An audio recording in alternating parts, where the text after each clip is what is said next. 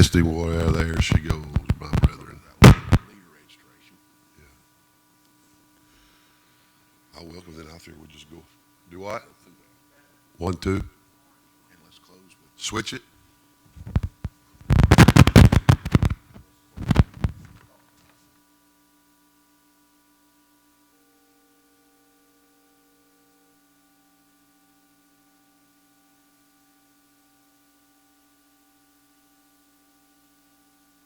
Should be now.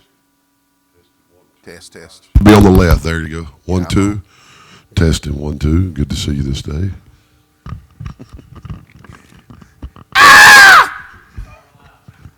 Good. You good? Are we? That went on. Are we ready? All right. Welcome to our pre-camp information center session. Brother Dwayne and I have talked the last few years, and been a little bit of question about the differences between junior and teen camp, and we felt like it'd be a good idea to have a little informational question and answer session that we could look at and talk and answer your questions about the differences of camp. Let me give you this email or this address that you can type in, and you can send us a question. If we don't answer your question, you can type a question in. All you got to do is go to your internet browser, type these words in, H, T as in Tom, T as in Tom, P as in Paul, S as in Sam, colon, // today's meet, that's TODAYSMEET.com / the letter P, the number 2, the letter Y, and the letter C. And if you'll type that in, that's HTTPS : / today'smeet.com / P as in Paul 2 YC. And you can get in, join the conversation. You can send us an email and or send us a comment, and we'll be glad to answer your question. As I said, there's the format of junior camp and teen camp are considerably different as far as how we break up the children. And we've had teen camp, I guess, going on now about 10 years. And a lot of times when our groups come and make the transition from teen camp to junior camp, when they arrive, there's sometimes a little bit of confusion and misunderstanding on how we break up the children. And Brother Dwayne and I thought we'd talk about a little bit of that today. That way there's no surprises when you arrive. And if you have any questions throughout the talk, feel free to join that website I gave you just a moment ago, and we'll be happy to answer any questions you have. We appreciate you considering our camps this summer for your young people, and we'll hopefully answer whatever questions you have today. All right, Brother Dwayne and I we've got some listing here, and we'll just sort of go through those. One thing that we do a little bit different about teen camp, you bring your workers with you, and we more or less let your workers help us manage your young people, especially in the night times. And as far as sleeping arrangements, we let your workers deal with them on a nightly basis. As far as in the dorms and all that is concerned. However, in junior camp, that's different, and I'll let Brother Dwayne address some of those differences right now. Okay, thank you, Brother Mark.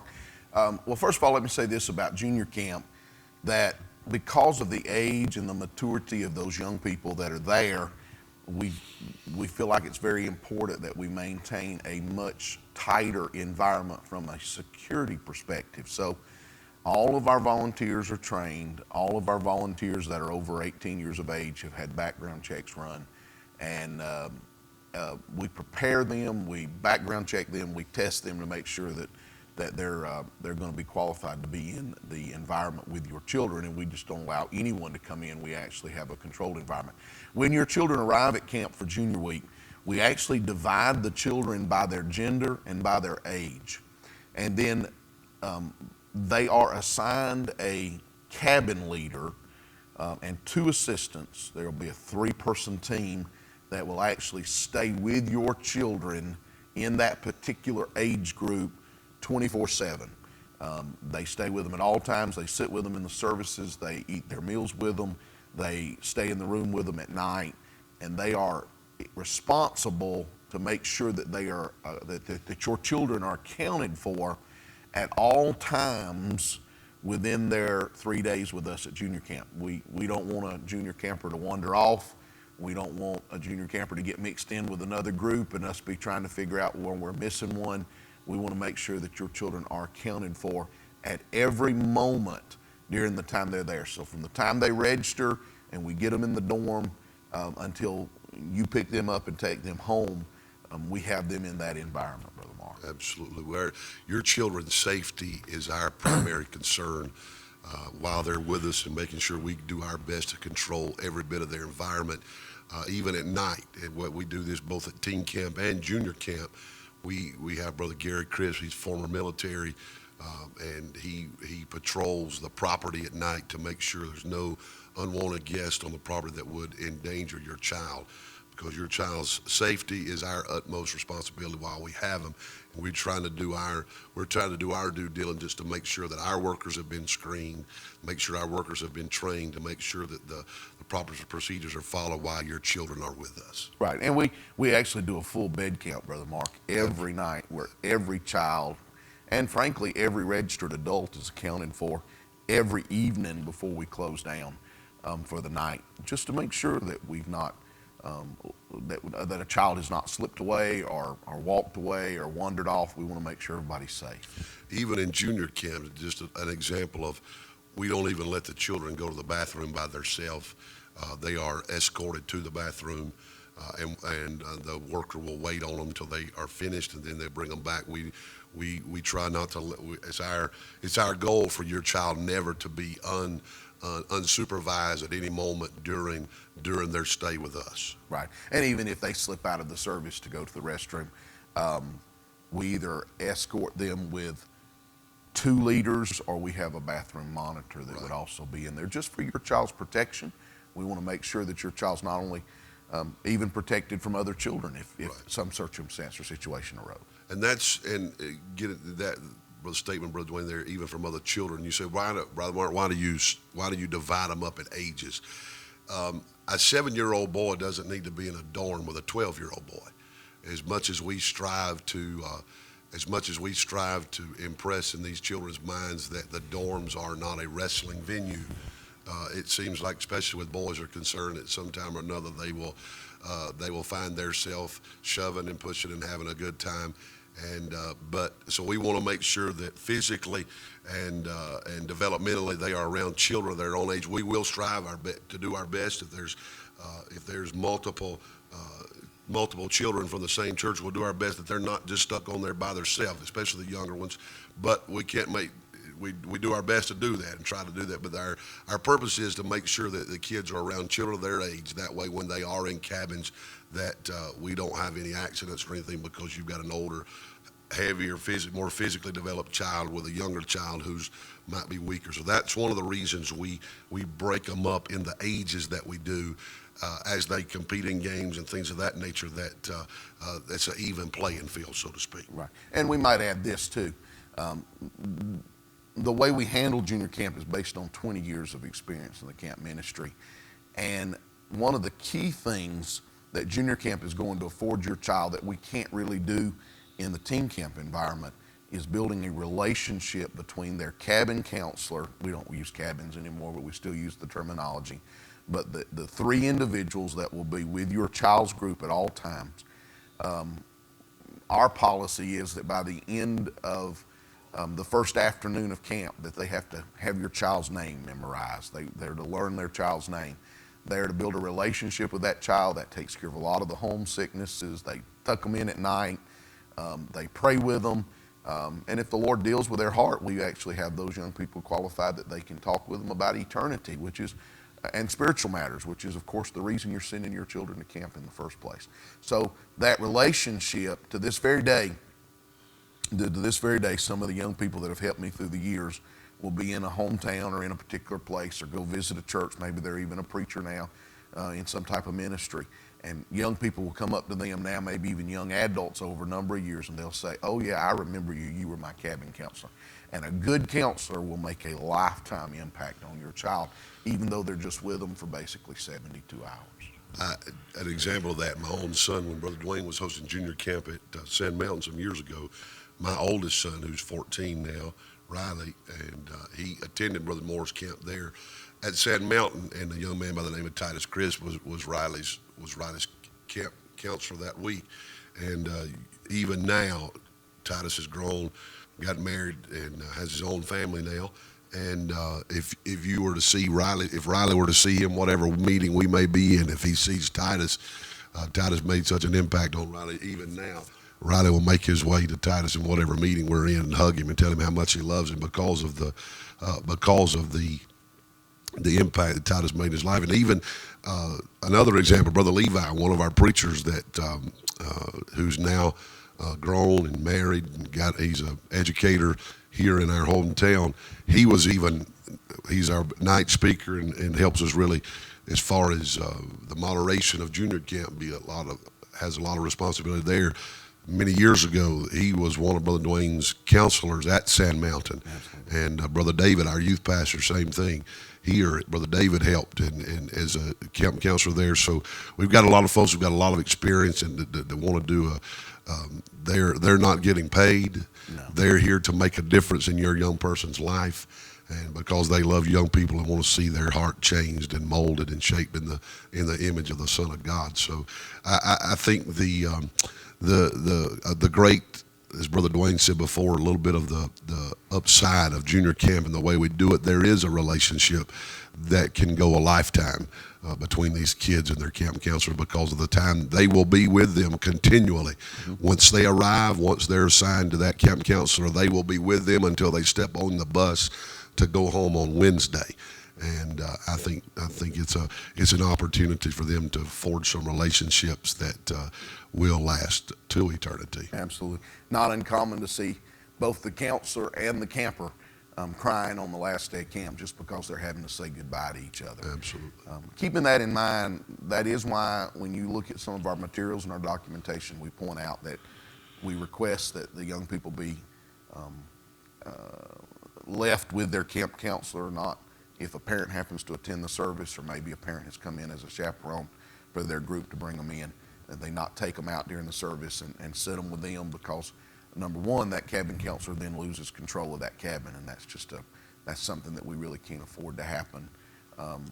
But it's to continue to foster that relationship with that cabin counselor and allow that counselor the responsibility to make sure all of those children are accounted for at all times. And know this, you say, preacher, can we come take in? And I know many of you are familiar with teen camp where the night services are open and you can come in, take in and see what.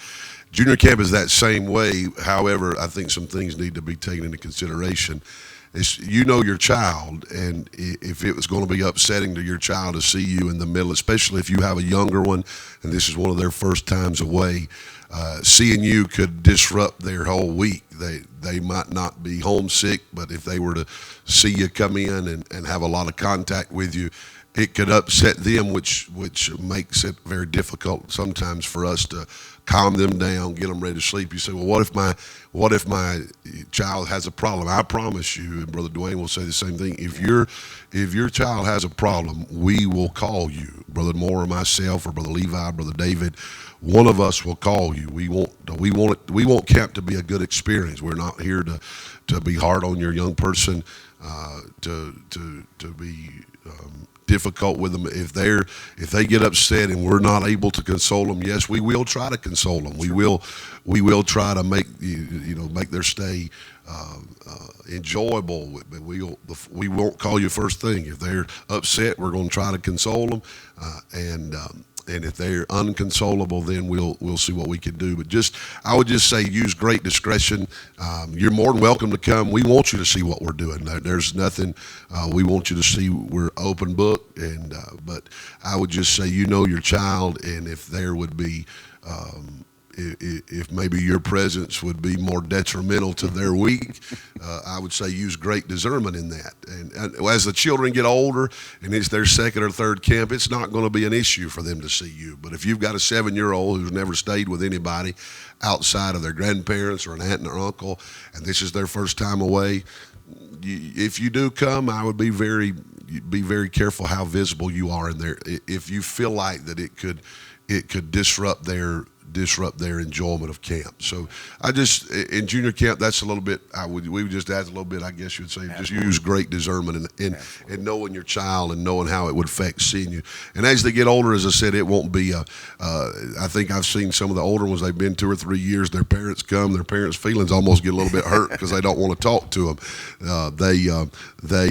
They'll after the service, we'll go down to the canteen and the mamas and dads will be talking to them. They're like, okay, we're going to go talk to our friends now. And I've seen sort of moms and dads bow their head and sort of walk away with their feelings hurt that they wanted to, their young ones were growing up a little bit and wanted to be with their friends. But like I said, especially with the younger ones, that's a little bit probably more of an issue than it would be, would you say, Brother Dwayne, with the older ones? And therefore, if you do come in, just slip in, sit in the back. You can hear the service and preaching and sort of observe things from a distance if you don't mind. That kind of helps that child keep their mind focused on what camp is about as well.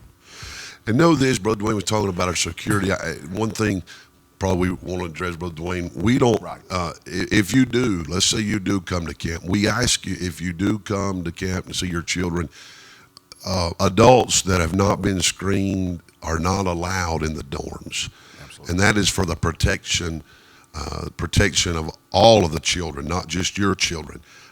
If you do come and you see them in the sanctuary or see them during canteen time, but we don't allow parents or adults in the dorms just for security basis because we try that dorm room to be a very controlled environment, and that's not us trying to be insulting to moms and dads, but that is simply liability. Simply security, Brother Dwayne, that only the folks that have been screened by the camper are allowed in to the dorm for obvious reasons. Absolutely. And safety. So we would request, if you do come, that if you do have contact with your camper, please make sure that contact is in public places and that you don't enter into the dorm. Right.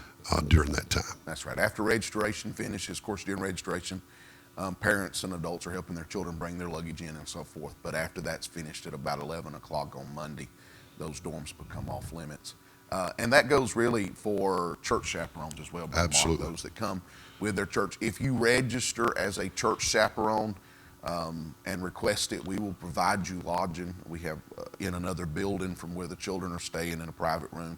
And we'd be more than glad to provide that if you're a registered chaperone. But we won't be able to allow you to go into that dormitory because that is that final safe, secure environment. And I might even add this. Keep in mind that if you've got a cabin team lead with a dozen young ladies and one parent or one chaperone from that church goes into that dormitory for their just to kiss them goodnight and say goodnight, you've suddenly initiated a thought process in 12 other children. Hey, my mom's not here, or my dad's not here.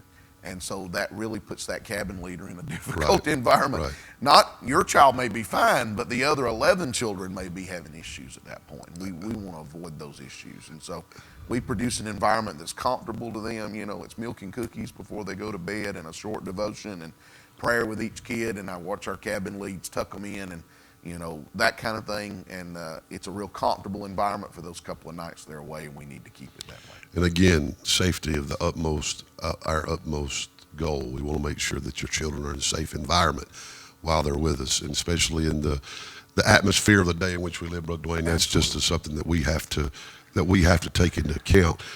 Something you might have seen as many of you have looked at the application process now online.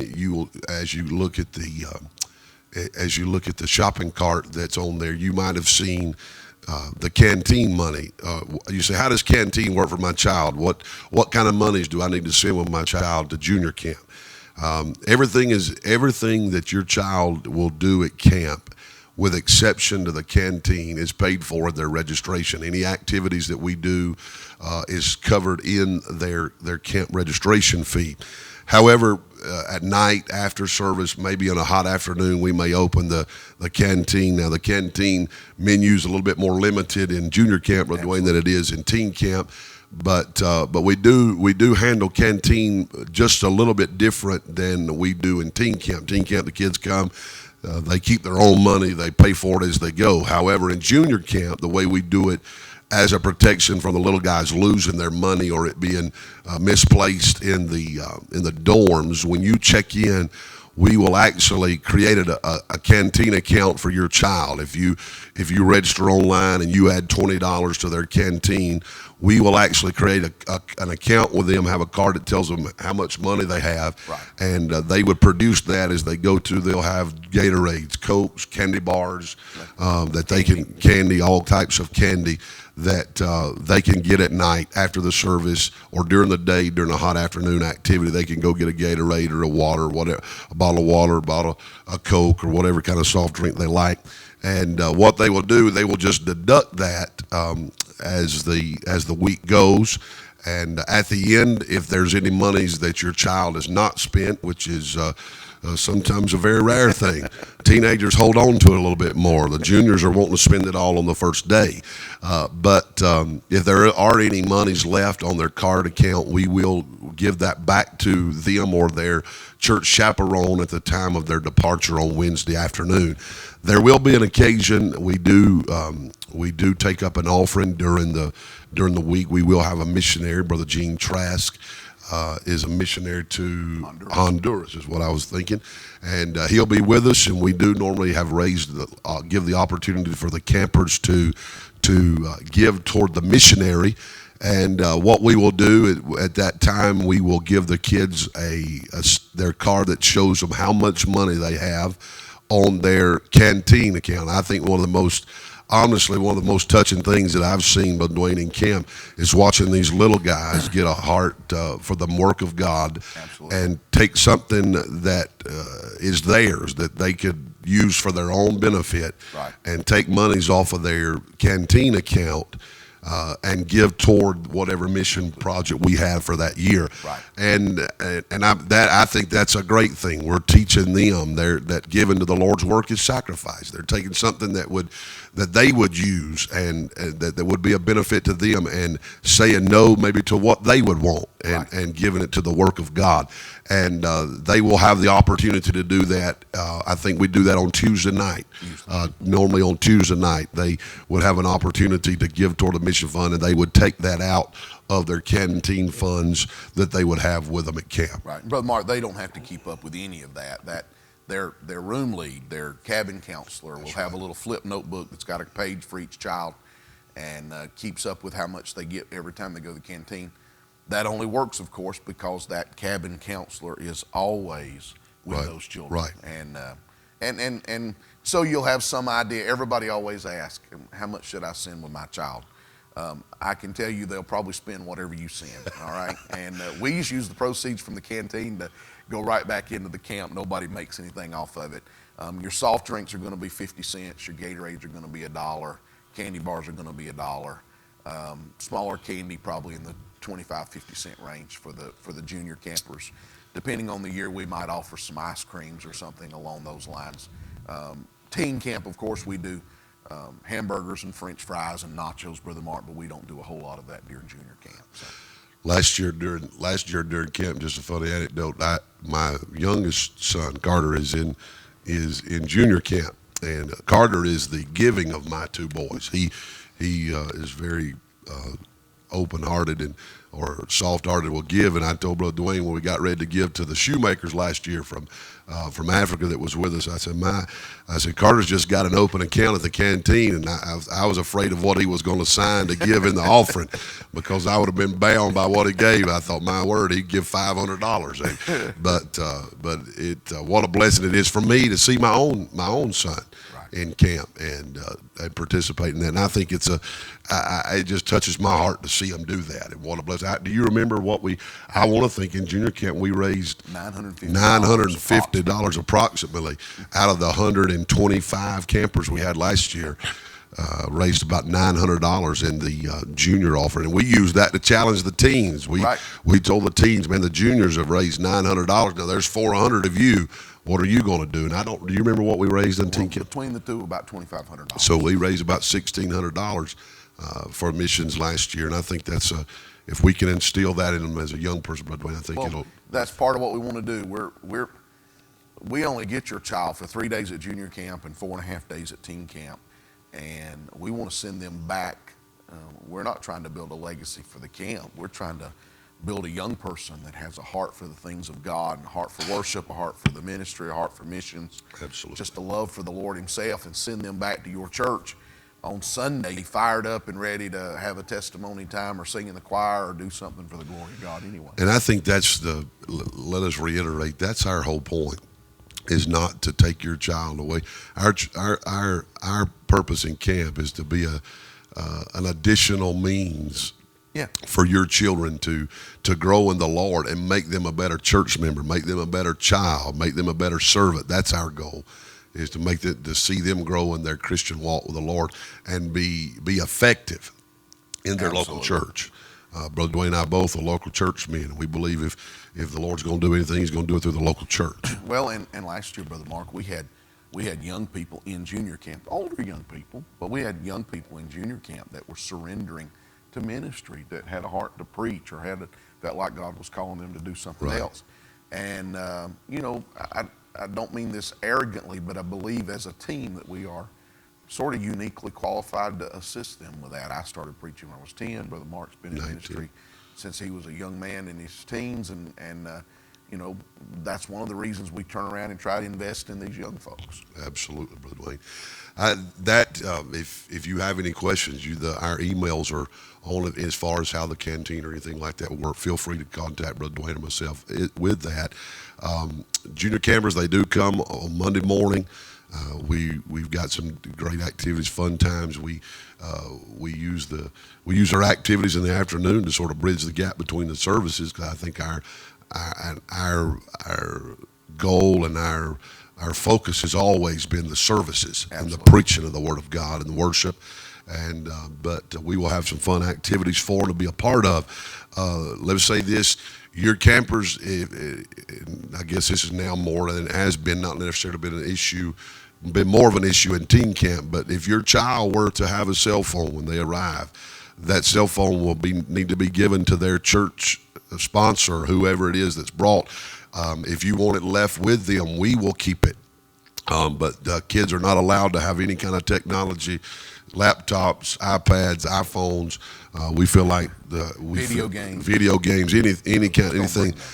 Don't bring them, because man, something that could get lost, broken, and then feelings are hurt, folks are upset. So it's better just to keep that stuff at home. But because we feel like one of the great benefits of camp, whether it be teen camp or junior camp, is to unplug your child from their comfort zone and get them in a place where God can have their attention completely and speak to them. And you used to, probably that wouldn't have been an issue in junior camp, but as a security measure, a lot of parents have given juniors phones now. Right. And so if they do have those, they won't be able to use those at camp. Right. And if there is an issue, we do have, Brother Moore and myself, our numbers are posted on the website. If you need to contact us, if there's an emergency, you can call one of us. We may not answer our phones. Somebody may have our phones during that week because somebody will answer them and get the message to us, and we'll do whatever we need to. But just understand, only in emergency situations will your child be able to contact you during camp, because of just the rare logistics of that. If we let one call home, we're going to have to let 125 call home, and that's just not feasible to do during camp. And obviously that's something you would want to speak with your church chaperone about as well. If you want the chaperone to check in with you, we're not talking about adults, obviously. And your church chaperone can check in and say, hey, Sally or Junior's having a great day today.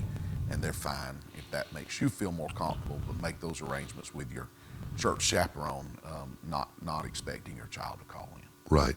And if I think something important, especially for our church chaperones, make sure you look, make sure that you go over the code of conduct for what the camp expects. Make sure you go over that with your children, whether it be probably more necessarily really more of an issue, I guess, Brother Dwayne, with teen camp, Right. but it is junior camp. But either way, it's much easier to head off a problem before you get to camp than for us to try to have to handle one when you get there. So if you'll make the expectations clear to your camp participants, or whether it be church chaperones or whoever it might be, make sure you go over the code of conduct to see what we expect. And if you'll do that, I think we won't have any trouble once you arrive at camp. And junior camp follows the same dress code and code of conduct that the teen camp follows, and we do that intentionally. We believe that you start instilling those values in those young people at a very early age. And just to reiterate what Brother Mark's saying, as a church leader, if you will meet, if I could say this respectfully, don't depend upon your junior campers to go home and communicate with mom and dad, here's the clothing I need to pack, or here's how I need to prepare to dress, or here's how I need to handle my canteen, but actually get those parents together. And if you're working with bus kids and you need to make those phone calls, do that proactively to make sure those young people are ready when they come to camp, that they've got what they need, that they're packed accordingly, and that they're prepared. And you'll have to do that with the parents. And I might mention in regard to that about canteen, I would ask our leaders to please consider your young people that come to camp, maybe from your bus ministry or whose parents don't come to church, because that child's not going to go without a snack. Don't misunderstand me. They're always going to have something. But sometimes they feel a little uncomfortable because they're not like the other children if their parents didn't send something. Absolutely. And it doesn't take much. We're not talking about a lot. We have ways we stretch things, but just the same, we try to make sure that child doesn't feel out of place. Right, and we put out the leftover desserts, things of that nature for all the kids to have. So but I'll just be honest with you, that child, that bus child that's come with your group, they want to walk up to the window at the canteen and buy a Coke just like the other child does. Absolutely, it's a big deal. Absolutely. It's a big deal. So I think that's a great point, Brother Dwayne, to just think about that. Maybe your mission fund chip in, help them, or grandparents or somebody, they're older ones in the church that would like to sponsor that. So make sure that's communicated there. Let me say this: if you're there, whether it be teen camp, we talked a lot about junior camp, because really that's I think where we've had our most questions. But let me just say this: if you're a church chaperone, whether it be teen camp or whether you're there in junior camp, because we'll have some junior camp folks come in and stay because the turnaround is so quick. We've got people coming from long distances, and they may come in on Monday and just go ahead and stay with us because they're going to leave back on Wednesday afternoon. Let me ask this as a point to our workers that might be church chaperones that might be coming.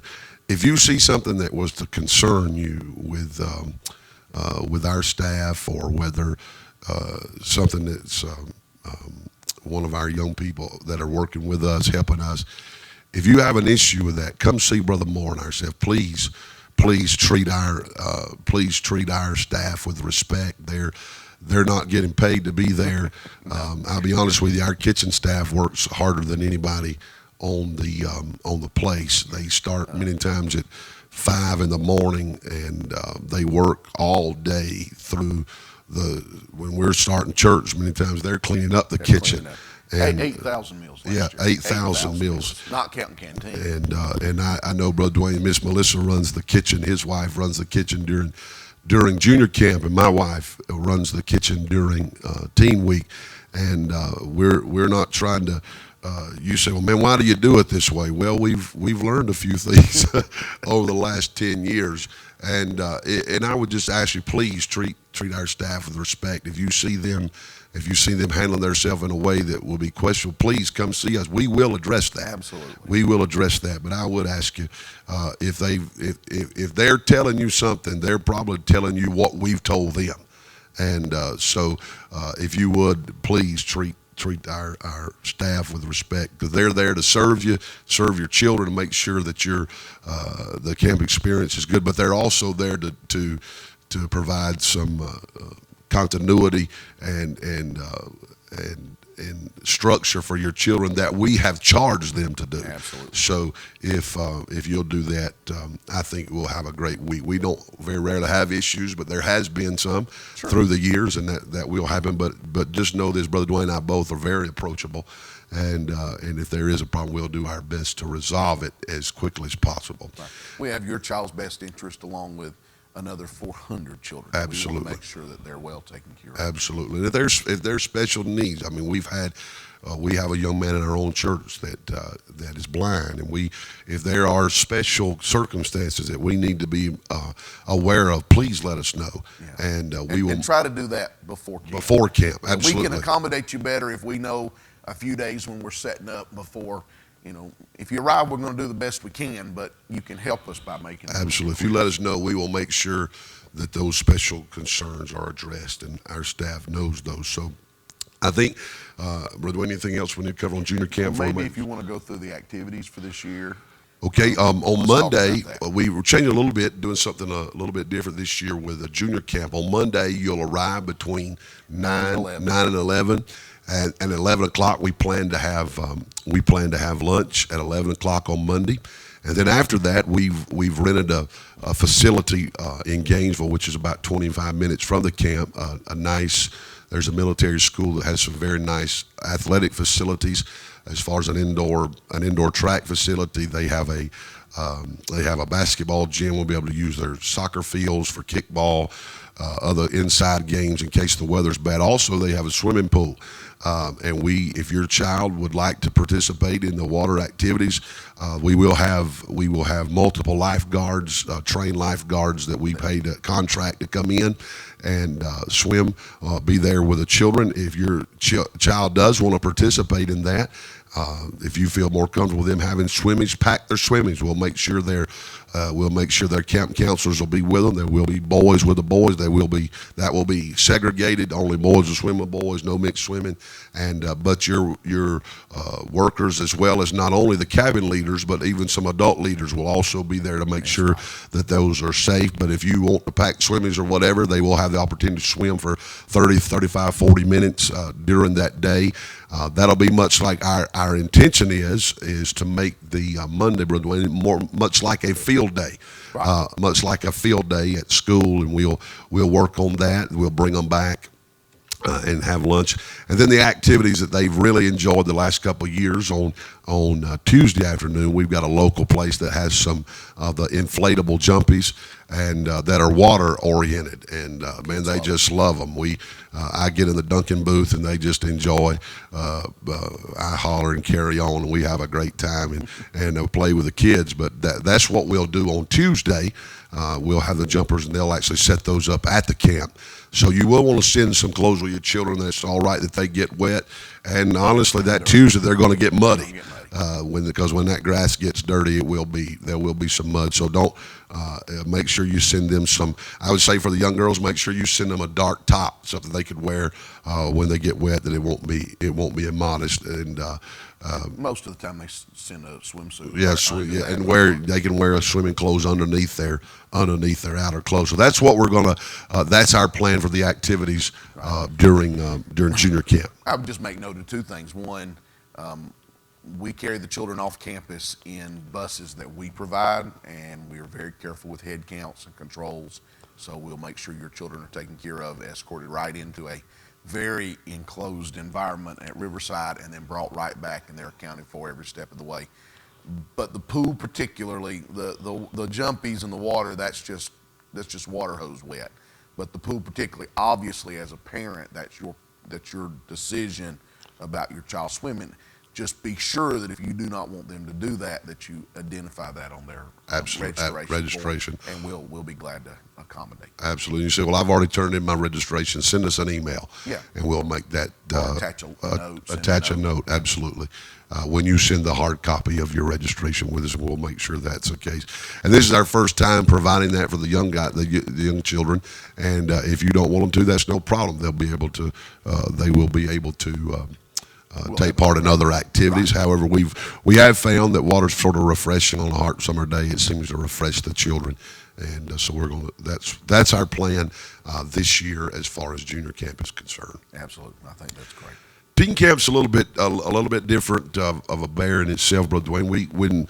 As I said, as we started teen camp, we encourage the groups to bring their own chaperones. A lot of times, youth pastors or adults that work with the teens come, and they actually dorm with them. The men will dorm with their boys, and we'll as we dorm your children, they will be in group together by groups. There may be some splitting, there may be half a group in one room, half a group, depending on where you have to stay and how many your groups are. But you say, well, what if my child is just coming, there's 2 or 3 and they don't have a group? Well, we've got other workers. We have dorm leaders that'll be there for the kids that don't have a youth pastor or a youth worker with them, or a small group that doesn't have somebody with them. But that's really the only time that makes a difference, Brother Dwayne, is in the nighttime. Absolutely. Because we divide up into teams and things of that nature. And those are co-ed teams with a mixture of ages. Absolutely. And we just work that in the afternoon games and also in our morning activities.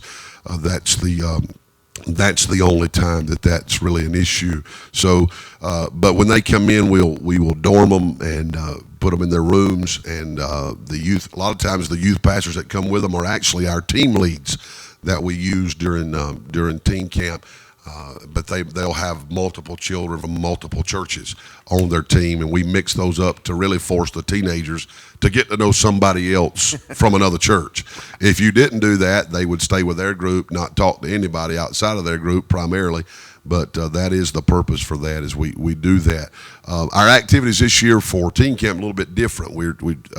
We've had some staple activities the last few years, but I felt like maybe they were getting a little bit stale, and I wanted the kids to really enjoy what we're doing. So we're actually going to go back to that same Riverside Military Academy in Gainesville on Tuesday afternoon, and we will actually have the same facilities. We will have the indoor track facility. We'll have the swimming pool. We'll have the basketball courts, and we'll have the soccer field to utilize for many different activities. Probably use that Tuesday to do some team activities, some team building, to force the children to get to know one another well there.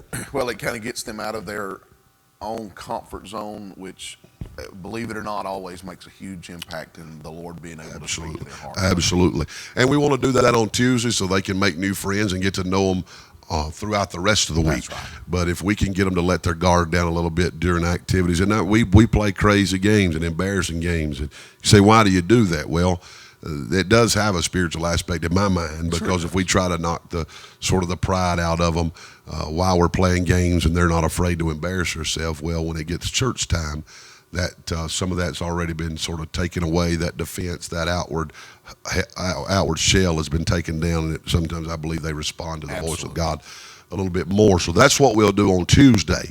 On Wednesday, something we're going to try this year that we've not tried in the past. On Wednesday and Thursday, instead of having morning services, we're going to do our activities in the morning and have our morning service in the afternoon, sort of during the heat of the day. We've contracted with a small water park up in Helen, Georgia, which is a little mountain town about 20 minutes from the camp. And on Wednesday morning, or those mornings, we'll take the boys to the little water park. It's got 4 large water slides, and it's got a little lazy river that the kids can tube around the park. And one day, exclusive use of that. No outsiders. Yeah, no outsiders. It'll be just our young ladies or our boys for 2 hours from 8:30 to 10:30 on those days that we've actually rented the entire park out before they open to the public. And really, that's the only way we could do that and control our environment.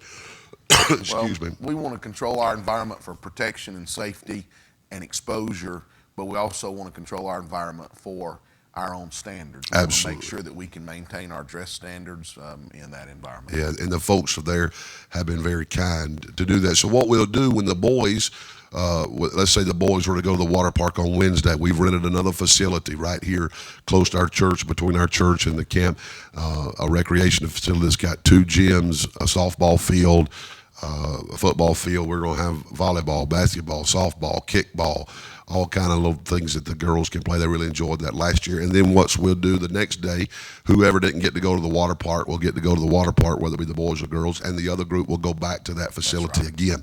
And we'll have it all divided up and have some activities for all the kids to participate in, and we want them to participate. So that will be our activity schedule for teen camp. Then what we'll do, come back, have lunch, and then we'll just have our morning service in the afternoon. As far as our preaching schedules goes, and the way our preaching schedule is this year, Brother Lee Davis will be preaching in the mornings or the morning service. Then Brother D. McNeese will be preaching at night, and Brother James Martin will be to preach the first part of the week as well. So, but that's what we'll do. The teen camp, we have a large choir. One of the great additions to teen camp is the choir. I think probably 230, 240 kids in the choir, packed out. and it's just tremendous. The kids love it, brother. Kids love it. I mean, that's one of the highlights at camp to hear the choir sing. And we will say that the night services, we'll probably have, would you say, Brother Dwayne, 150, 200 people that come. Yeah, Wednesday night, a lot of the churches call their Wednesday night church services off and come in and take in the services. And I'll be honest with you, those night services a lot of times resemble camp meeting style services, because I tell you, the kids, the way they get preached to in the morning and about selling out and surrendering and things of that nature, a lot of times those night services have a lot of victory in them where kids have surrendered and got right with the Lord and things of that nature. And so I encourage you to come in and see what we're doing. We encourage our pastors to come, be a part of it, see what the service is going on. And those normally start about 7:30, and after prayer time, we have prayer time, all the kids together, and then we'll start service around 7:30 each night. Something, if you want to see what camp looks like. Last year, Brother Brent Evans from up in North Carolina came down and helped us with our sound, and also did some videoing. And you can go to his YouTube channel, which is, I believe, Brent Evans on YouTube, and you can see the camp services, and it'll give you a good idea of what teen camp's all about. Exactly right. We have a 2,000 seat auditorium close to it, ample room for the community and the adults to come in. Don't be offended before you get there. We push you to the back because camp's for the young'uns, and absolutely, we got to seat 400 of them plus their adults that have come in as chaperones. We bring them down front, but you'll enjoy the meeting. I mean, it'll be a wonderful experience for you and encourage your heart as well. Absolutely, I think it's an encouragement to see the pastors come in and see their young people, and it's encouraging for young people to look around and realize, hey, I'm not the only one. I'm not by myself, and when they see other young people worshiping, other people, it's not something they're going to be persecuted for if they go to get right, or if they do participate in the services. They're encouraged to do that, and I think it encourages them when they see other young people participate. Don't you, Brother Dwayne? Absolutely. Yeah, absolutely. And they come in. Teen camp's a little different. We come in between 1 and 3 o'clock on Monday. What we will do, we will contact you as a team lead. Let me say this in making that transition. If you are a church chaperone, if you are a church chaperone and you're chaperoning a group, if you'll please go to our website, www.powerof2youthcamp.net. There is a church leader registration. You say, what is that? That is not registering for you for camp. No. That is a registering of when we get ready to communicate with you as we get closer to camp. We will send you an email. We will give you a text. We will call you based on especially we get close to teen camp. It's a bigger deal for teen camp because once we get your final rosters in, we're going to try to have our bed situation settled before you ever get there. So on the Sunday before teen camp, we will need some way to contact you with registration to show you what we have, and that way you can confirm that. That way we can have our bed situation probably tried to, because when you have 400 kids, it is a challenge many times to get everybody taken care of. But the more that we can do before you get there, the more streamlined the registration process is. And we used that last year, Brother Mark. It worked great. We sent out a roster list for your church, and you knew who had registered, and then provided you a phone number for you to call or an email contact where you could communicate back to us, and we could get that resolved. So we had a much closer number that we were expecting when they arrived, and in the end results, it worked very well. Absolutely. So if you're a church leader, please go to the website, fill out the church leader. But remember, that does not register you as a camper. You still need to go and fill out the camper application and go through that. But that does help us with communication, not only during camp, but as we look forward to next year's camp and sending out information, we will have your information there. So do that. If you'll help us with that, that helps us as far as the streamlining, because when you drop 400 people in a two-hour time frame, that can the more that we can streamline the process, the better it is. Absolutely. And Brother Mark, that's probably a good opportunity to point out that we have to have a registration liability release and funds for every individual that stays on campus. Right. That includes youth leaders, chaperones, pastors. If you stay on campus, we have to charge you, and we have to have liability releases from you in your registration package. And the reason is simple. Our agreement with the camp that we rent is a head count based agreement. So we pay, doesn't matter if they're in a camper, doesn't matter if they're in one of our dormitories. Last year in junior camp, we had 198 people on campus every night. Teen camp, we had 499 on campus. And when we go and pay our rental agreement with the camp, we take a roster, we show who's been in the beds, who's been on campus, and that's how we pay. So please understand that. We're not trying to be difficult. Our pastors, we'll go ahead and throw this in at this point. A pastor and his wife that comes with a group, we will provide you a private room. You don't need to bring anything. We don't need bedrolls or towels. The camp provides that for you. It's a motel style room with a private bath for you and your wife. We're delighted to do that.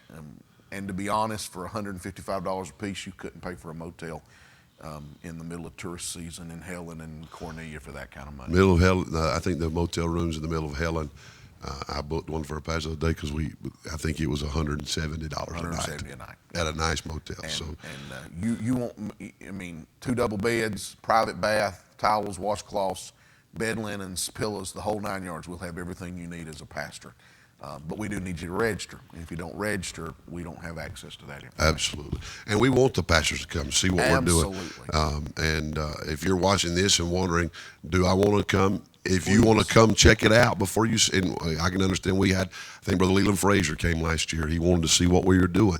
And if you want to come and check, please come look, see what we're doing. And we encourage you to do that and be a part of that. I'm always asked this, what does a normal day entail at teen camp? Well, is there such a thing as a normal day? Is there such a it depends on what time the thunderstorm hits. Whether it hits during the middle. July. Hail times are tough. We could be in a drought. It couldn't have rained since January, and we have teen camp, and you can mark her down. It's going to rain in the middle of game time, or it's going to rain in the middle of supper when we're trying to get all the kids fed. But normally, the way it would work on a normal day, where the preaching's in the morning, preaching at night, the kids would be up. The girls eat first at 8 o'clock. From 8 to 8:30, the girls eat, while the boys are in devotion from 8 to 8:30. At 8:30, they switch. The girls will go to devotion. The boys will go eat.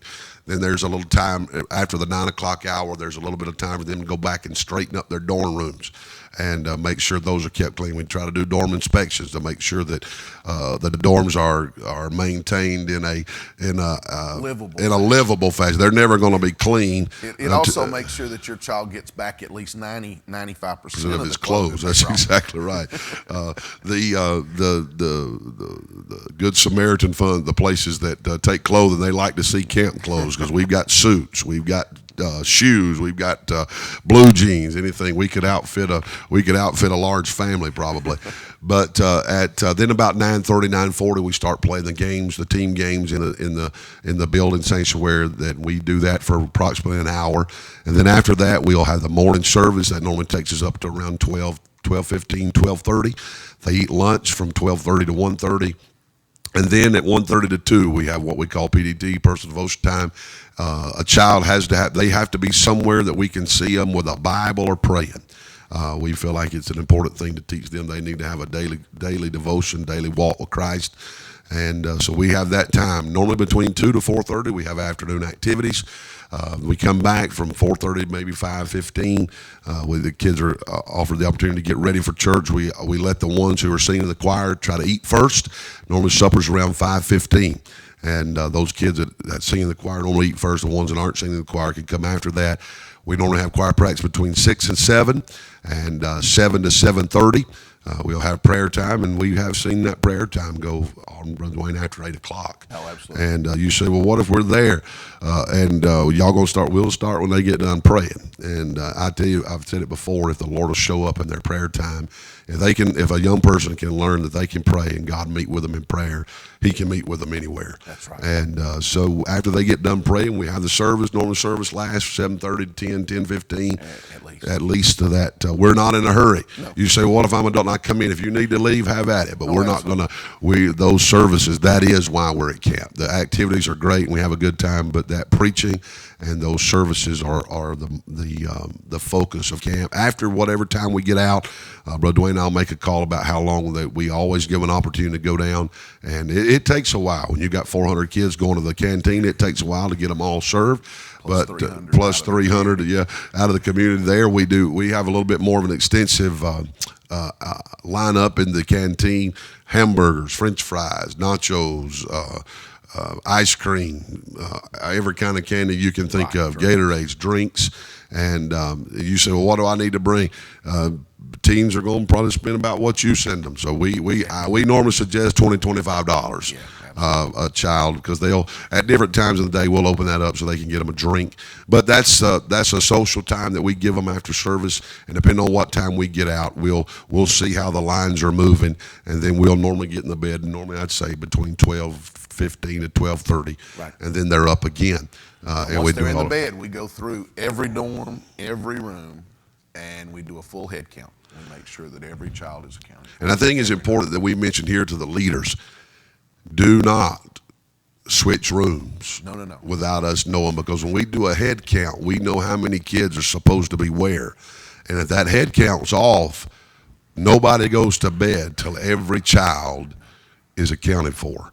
And that is a security measure. So you say, well, we're just going to bring one over here and put them over there. No, we can't do that, because that's how we keep track of the children. So no room switching unless you have come to Brother Dwayne and myself and we have approved that. That way we know where kids are supposed to be, because if we don't know where they're supposed to be, we have a hard time of double checking numbers and making sure everybody's present and accounted for. 2 years ago, Brother Mark, we had a larger group that had multiple rooms, and they took one camper out of one room, put them in another room.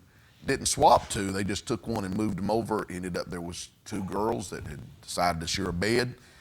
We went in and counted the room, didn't see that there was two girls in that room, but we thought we were missing one in the other. It took us almost 2 hours, and we ended up, waking every room up in that dormitory building and checking them. And we will shut the campus down. I mean, obviously, especially with a teen week, we will shut the campus down, because we can't take the chance of a child being unaccounted for. Absolutely. And again, security measures, Brother Chris and men, they patrol the grounds, especially with the teen game, a little bit more of a risk that an older child might get up and get out. So all night long, your child's the property is being patrolled to make sure that doesn't happen. Now, your teen, as far as canteen goes, Brother Mark, we might say, yes, they're responsible for their own funds. They keep cash.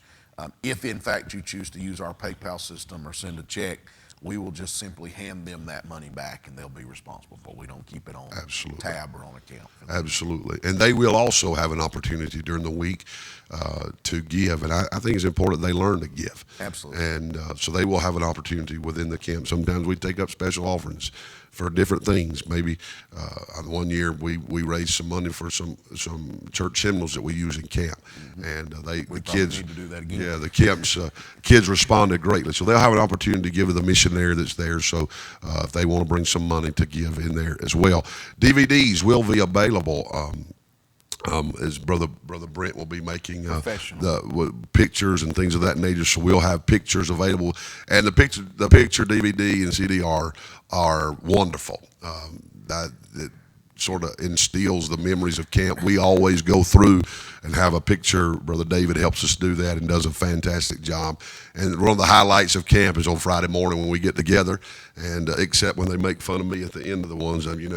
It's about time that Brother Dwayne shows up in one of those, Brother David, and he might just have been smart enough never to do anything on camera.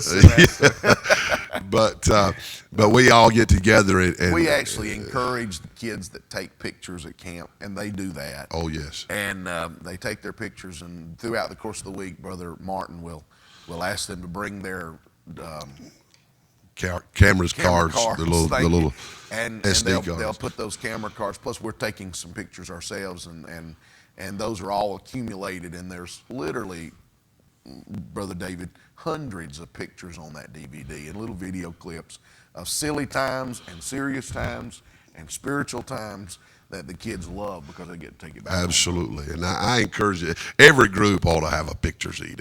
I mean, every group. And then we've got Brother Evans is bringing a staff down to help do some other videoing this year that we'll be making those available. We've been making those available. I don't know what we put. We don't know exactly what we've got there, but those will be. Brother Evans is bringing some photo equipment or some video equipment and be able to do some videos that way as well. They will not be available at camp. They'll have to be mailed to you. You'll need to get them and prepay for them, and then we'll mail them. And we'll mail them out to you. So that'll help you sort of. A lot of times there's some pretty big decisions made at camp, and that can be a keepsake forever. That you can remember what the Lord did in your heart during those days. The kids come in Monday. They leave on Friday. All really we do on Friday, we get up and have breakfast. The dorms are clean. We do employ your children to help us move beds before they move. We have to clean out the camp, and if every child carries one half of a bed or something like that, we break them down and carry them. Boy, it's a whole lot better than 25 of us having to carry. It would be worth getting to camp 2 hours early just to see that process. Yes, that's if you ever seen teenagers look like ants, that's how great. it is. It's But we on Friday morning get up, have breakfast, and then we get together, watch the picture DVD, take our big camp picture, break the camp down, and then they'll be on their way somewhere between 10:30 and 11 o'clock on Friday, and that would conclude teen camp. Let's say a word about T-shirts while we're right on the ahead. subject. Every year, we provide all of your children. Check a phone. I got it. Okay.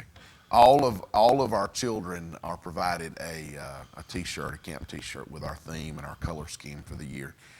When you fill out your camper's registration, you'll be asked to identify that size. If you have a teenager, it is extremely unlikely that you need a youth size T-shirt. Yes. And every year, last year we were fighting with approximately 60 teenagers that had requested, young ladies who were 15, 16, 17 years old that requested a youth small.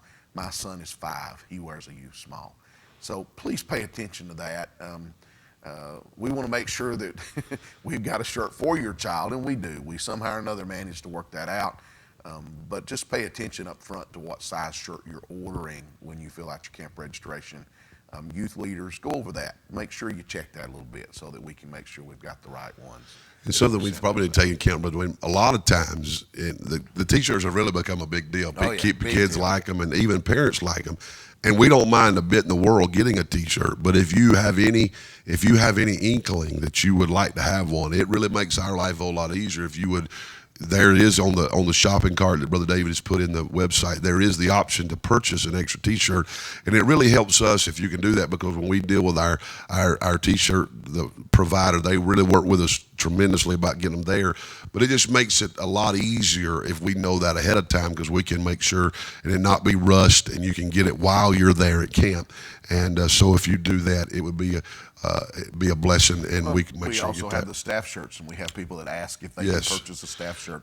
If you'll email me or Brother Mark, we'll tell you what those are going to run once we know. We haven't ordered them. We haven't ordered them yet, but this is last year's shirt. Brother Dwayne's got this year's shirt on, and we'll know a little bit more about those.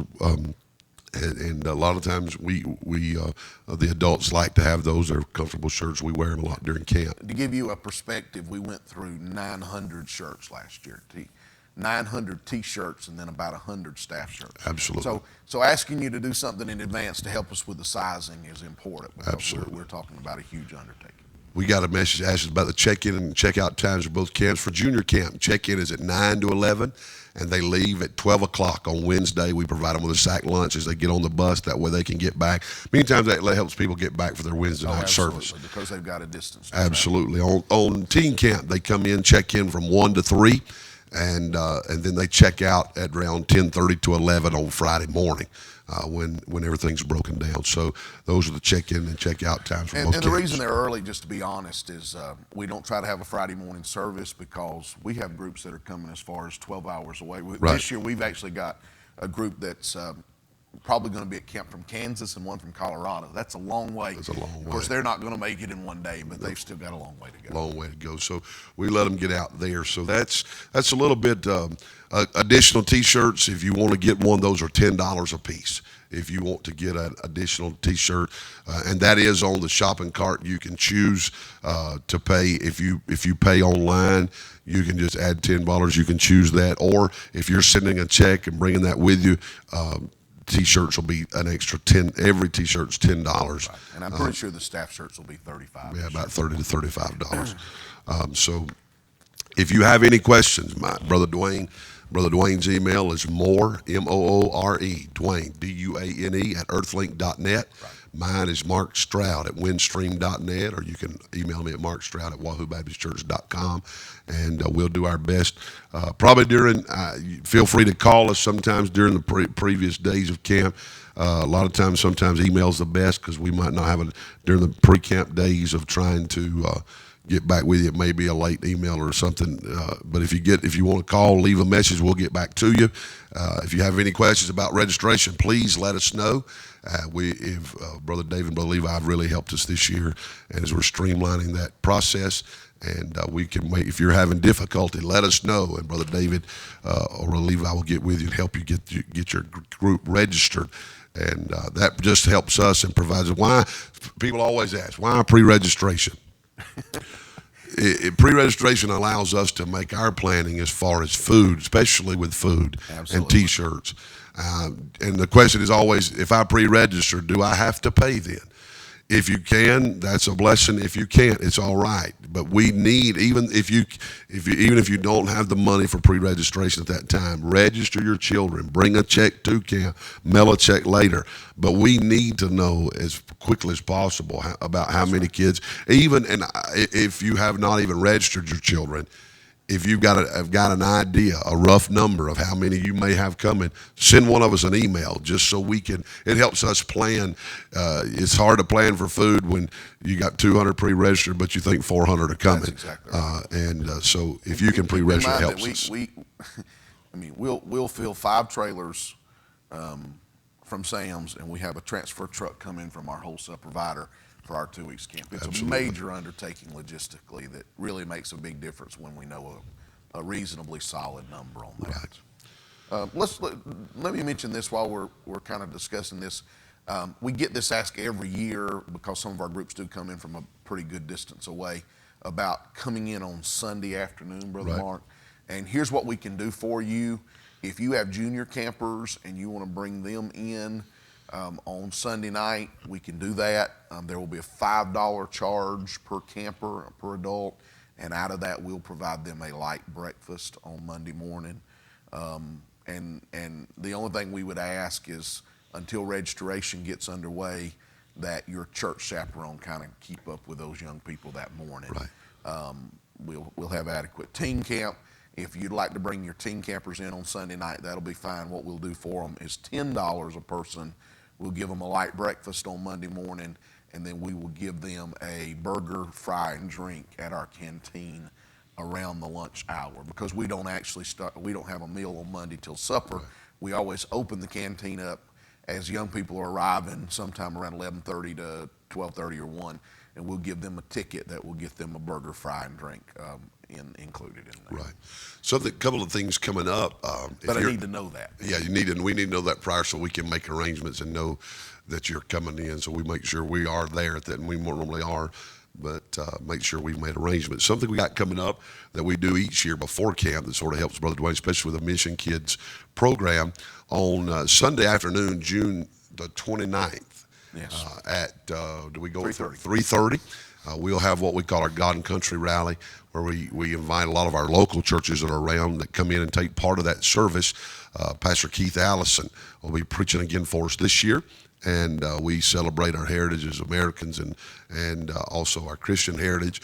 But during that service, we also take up an offering that is designated to help our mission, Brother Dwayne, and PTM's Mission Kids program. What we do each year, Brother Dwayne offers kids, children of missionaries on the field to come and be a part of camp. And that Mission Kids program helps with that, providing transportation costs, providing the logistics costs of taking care of those kids while they're here, getting them to camp, and all such as that. So that allows the Mission Kid offering, what we call the MK program. That the offering that's taken up that day goes to take care of the MK program. And so if you are in the area, that'll be at the camp, Union Grove Holiness Campground, Cleveland, Georgia. And that's on Amen Drive in Cleveland, Georgia. 301 Amen Drive in Cleveland, Georgia. Again, that'll start at 3:30. Pastor Allison will be preaching, and he's God's man. You'll enjoy hearing Brother Allison preach. It works out great, Brother Mark, because we usually have about 10 churches from the community that also help us in our camp. Right. And at the end of that service, it's been a real blessing in my heart, because our official kickoff to camp, we've been working for a week before at the camp, but our official kickoff, we gather all of those people in the altar right there in the tabernacle, and we just call on heaven to help us. Absolutely. In this endeavor. Absolutely. And that's a precious time. We encourage you, if you pastors are watching this, we would love to have you come and be a part of that and participate in that MK program. And I think it'll be a real blessing. Also, you say, preacher, I've got some kids that might be interested in workers. Our main need in workers is during junior week. If you have some older teenagers that are exceptional young people that you would like to see come and be a part, if you go to the website, there is a volunteer tab where all the applications are there, all the information is involved, and they would go through filling out the application, which would be reviewed by Brother Dwayne and myself. And again, if they're over 18 years old, that includes a background check that we go through for liability's sake. And you would come and work during junior camp. That could be anything from taking out trash to being a team lead to waiting tables, whatever's needed. That's what we do. And then between the 2 weeks, after the kids go home on Wednesday, there will be an opportunity. We take the workers that would like to be a part of that and want to go. We take them to Pigeon Forge, and we go to Dollywood. I think this year we may be going to the Lumberjack Feud as well, and spend a couple of days as a reward sort of for them to go. The way we do that trip, the camp, the camp pays for half of that fee, and then the worker pays for the other half. So they can't go to Sevierville and do the activities we're going to do at the price they're going to do it for. We take and pay half of that as a thank you to them, and we have a great time. We go on. We'll leave Wednesday afternoon around 2:30. We travel to Sevierville, and then we will have activities up through on Friday night. We'll leave Dollywood late. That's actually a day and a half at Dollywood. On Thursday we go after 3 o'clock, which gives us some time on Thursday as well as a whole day on Friday, and then we travel home on Friday night to make preparation on Saturday for the upcoming teen camp. So that all that information is in the volunteer tab, and if you've got children, please, if you want to do that, we need you to communicate with us so that we can know what our worker level is, and go on there, fill that out, send Brother Dwayne an email, and let him know that you want to be a part of that, and we'll find somewhere. Maybe you say, well, I want to come work, but I'm not a good necessarily worker. I don't want to necessarily have a team. Believe me, there's plenty to do. There's plenty to do that you can help us with the games, things of that nature. And so you feel free to contact us and go to find that volunteer worker information out. That's exactly right. I might just mention, overall, we have a PayPal system where you can pay your camp fees or pay for these extra things using PayPal, and we've had a lot of people take advantage of that. Prior years, we've charged a 3% surcharge, which is what PayPal charges us. But this year, we've waived that surcharge, Brother Mark, and we did that intentionally to encourage people to pay as soon as they could. Obviously, we are already paying out funds, and sometimes folks don't understand that. But by the 1st of May, we are already having some significant layouts, and the sooner those funds start coming in, the better that is. In fact, maybe you'd like to say a word about those beds. Yeah, but the beds, last year, Brother Dwayne and I realized that we were going to have to make a significant investment into the camp where we are. Union Grove has worked with us so graciously, but we were at the need. Camp had grown to the place where we just needed some beds. So we had one of our carpenters here in the church design us a triple bunk bed that actually our men at the church built, and labor free, but the materials themselves. I think we were $27,000, and we lacked about $12,000 of that when we got to the end, and a couple had loaned us the money, told us we could pay them back whenever we got a chance. And we've received some offerings, and some of our churches have sent offerings in, but we still lack about $5,000 of retiring that bed debt, as getting that taken care of. And we want to make sure that we get that taken care of. So if you can help us, you want to receive a special offering. We even had one year, I think, during that year, Brother Dwayne, if I remember right, a church that didn't necessarily send their kids to church. That's right. Camp took their Bible school offering was designated for our bed fund. That's exactly and what I think they it's about $800-900. It was a lot of money. And I thought that was very kind. So if you'd like to receive a special offer to help us retire that debt, there's just some as the camp grows, it requires some financial investment. We've bought kitchen equipment. We've had to buy storage a storage container. We need another one. So I would encourage you, pastors, if you're watching these youth leaders, prayerfully consider maybe taking them. We try to keep our camp fees as reasonable as possible to make sure everybody has an opportunity to be a part of camp. Well, if you were with us last year, you know that on the last night of teen camp, Thursday night, at that point we had evaluated our money, and we were around $3,000 over budget. Right. And that was with your fees and your offerings. It cost an enormous amount of money to provide a camp that we believe is high quality, good caliber, good spiritual emphasis, take care of our speakers and so forth. And we raised the fees a little bit this year for that very purpose.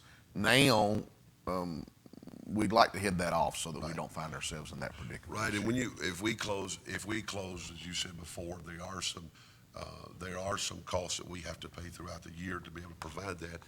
And if we just end up breaking even, we had a little bit of working capital prior to the years, but we invested that in the bed. So if churches would prayerfully consider taking on the camp as a mission project, that gives us a little bit of funds that we can work with as far as making the camp better, making some investments into the camp to make sure that we continue to provide a quality experience. Absolutely. For the price.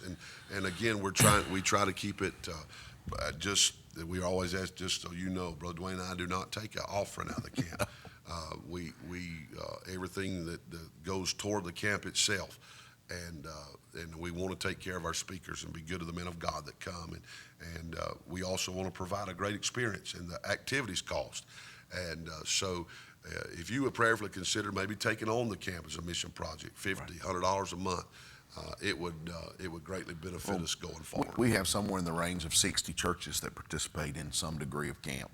And if half of those churches would just take us on for $50 a month, Brother Mark, we would have a working fund that we could work through by doing that. Absolutely. So, as I guess we're getting ready to sort of draw this to a close, prayerfully consider if the camp's been a blessing to your young people and been a blessing to your church. You say we want to participate in the bed fund. Receive an offering.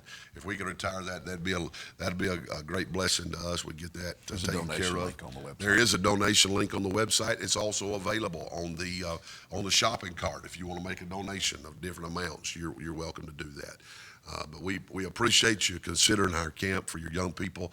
It is our goal and our desire to provide a place where the Lord can work in the lives of your young people, and that they would come back to your church, be a great benefit and blessing to your church.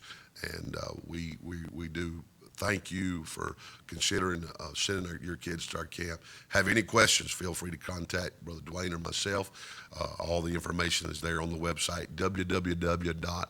power of the number 2 youthcamp.net. And if you have any questions, please feel free to email us, call us, and we'll do our best to get you an answer just as quickly as possible. Thanks for taking time to spend with us this morning, and I hope that the information we provided will help you be more comfortable with both your junior campers, which is really growing, and our teen camp program as well. Say this as we close, there will be a link on the camp website for this video. If you want your pastor to watch it or parents to watch it, feel free to tell them to go to the website. There will be a link that'll take them to this video that you can watch or they can look at prior to camp. So again, thank you for taking this time, and may God bless you today. All right. Thank you.